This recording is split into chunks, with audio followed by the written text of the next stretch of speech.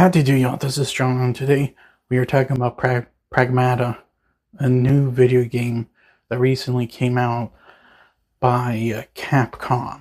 And in Pragmata, it deals with this soldier named Hugh who goes to this colony on the moon to investigate this thing. A disaster occurs, his entire team is killed, and this AI that controls the robots in the colony goes haywire and starts killing all the humans there. However, this one robot named Diana, who is not controlled by the AI, decides to help Hugh out and help Hugh escape this colony. And thus we have a video game. And let me tell you guys something, I really loved this game. This is a video game that keeps you on your toes, so to speak. You have to go through these regions in the game in order to get to the next area. However, big problem, you have to deal with respawning enemies constantly. While they may not respawn immediately, if you go back to the shelter, which is this little place you go to regroup, rearm, get new med injectors. When you get back, if you have not cleared out to the next area, you have to go through all of these robots all over again. It keeps you on your toes, and you have to continuously rethink how you're going to get through this area. Now, when it comes to the actual characters in the game, you like both of them. Hugh is a grunt, a soldier who is on the moon. You know, he's just simply trying to fight his way out of this situation in order to get home to Earth. However, he runs into Diana, who is a robot. She is specifically called a Pragmata. She is designed to hack into several different things, and the more the game goes on, the more she learns, and she starts helping you out with a lot more stuff. And you like these two. You want to see them, succeed and also get out of this mess. Not only that, but the father-daughter bond between the two is just incredible. It's really entertaining. I'm pretty sure you guys have seen videos of the two already on the internet. They're amazing together. From a graphics standpoint, this game looks incredible. Just like with the Resident Evil games, Capcom made this game on the RE engine. I do not know if they used the new updated version of the RE engine with this game. However, considering how long it's taken them to make it, I would not be surprised if this is actually the very last game they made on the original RE engine.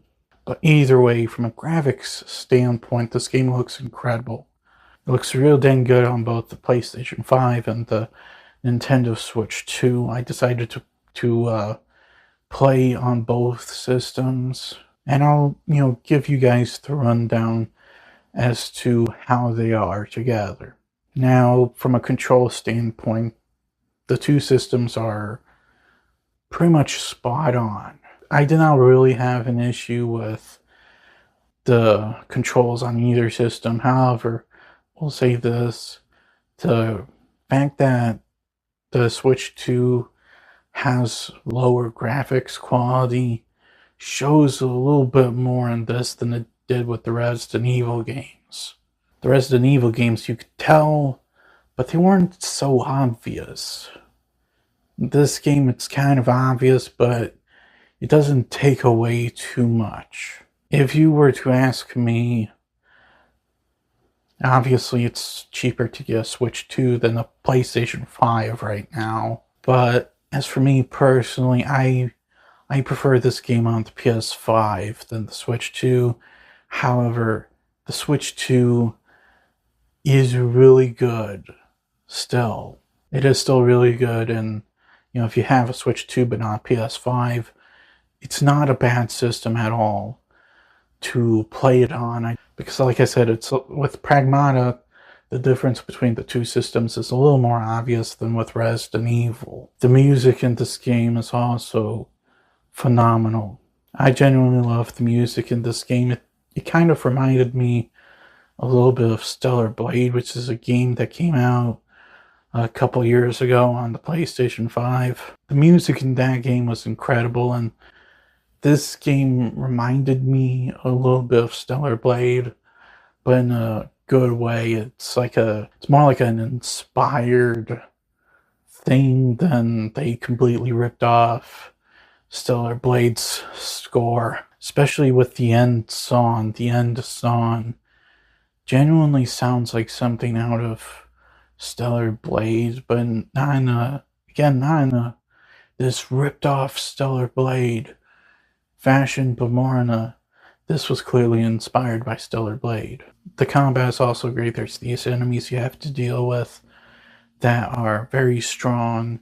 As the game progresses, you have to deal with stronger and stronger enemies. And this is especially true with the bosses. Now, some of the bosses, I will admit, I got through first try, but that doesn't mean it was easy. You have to be smart. You have to use Diana's hacking before you can shoot. And also the final boss killed me so many times before I could finally beat it. That was crazy. You don't see that too much in modern games.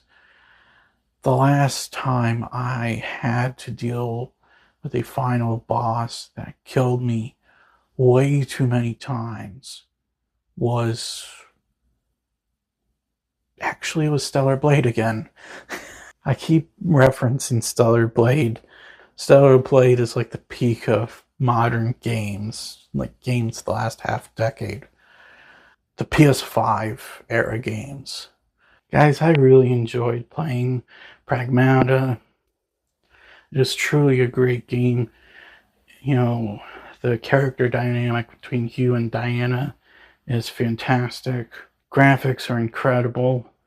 The soundtrack, amazing. Combat, gameplay, all top notch.